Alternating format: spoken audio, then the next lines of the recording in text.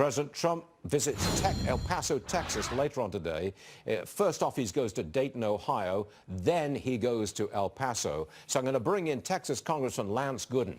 Congressman, he's going to walk into a minefield in El Paso today, and there's a lot of talk that the president could lose Texas in the 2020 election. Your response to that, please. First off, how sad that we've come to the point that the President of the United States visiting a site where so many people have lost lives, a tragic time. How sad that that should be a minefield for the President of the United States.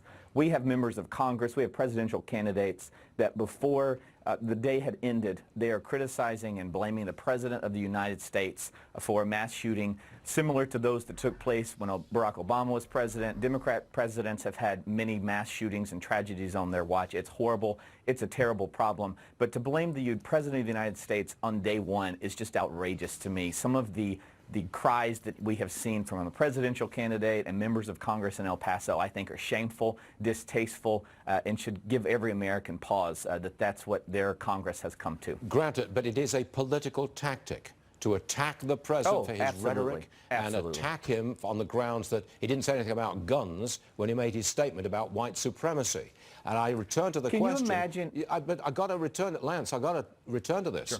There are serious questions as to whether or not he can keep his hold on Texas in 2020. Address that. I think the president's going to be fine in Texas. I think Republicans had a wake-up call in the last election, and I think that Republicans are more engaged than they have ever been. They'll continue to be more engaged.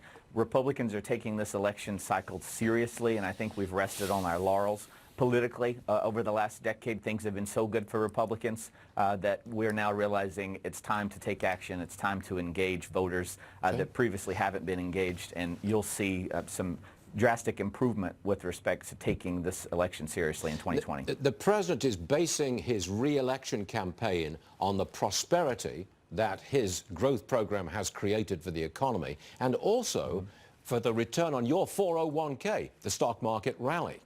Now, the economy could slow if this trade fight with China keeps going, and the stock market has come down off its highs.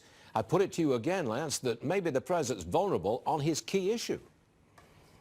You know, if I had a crystal ball, then I suspect we'd be in another place today. But I'll tell you, the economy is better than it's been in 50 years. I can't predict what's going to happen in the next year, but things seem to be looking up and up for this president.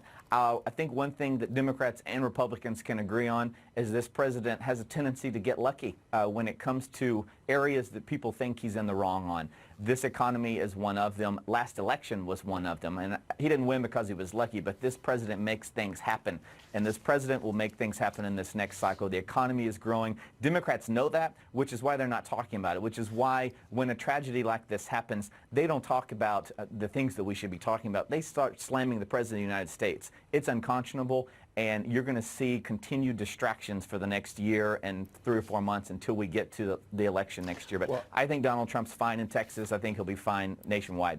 I just want to make sure that you're ready for the news headlines this evening after the president has visited El Paso. You know what's going to happen.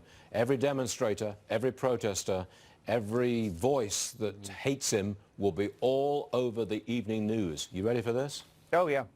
And could you imagine if he said, I'm not going to go to El Paso? They'd have been outraged. So if the president says he's going, they're outraged. If the president says he's not, they're outraged. At what point do we begin to move forward from the political bomb throwing and actually move the American people forward? And what we're seeing out of members of Congress on the Democratic side in El Paso, presidential candidates who can't even talk to the media without dropping the F-bomb, and then they go and talk about how Donald Trump is not presidential. Give me a break. It's nonstop with these folks, and it's got to stop. Got it.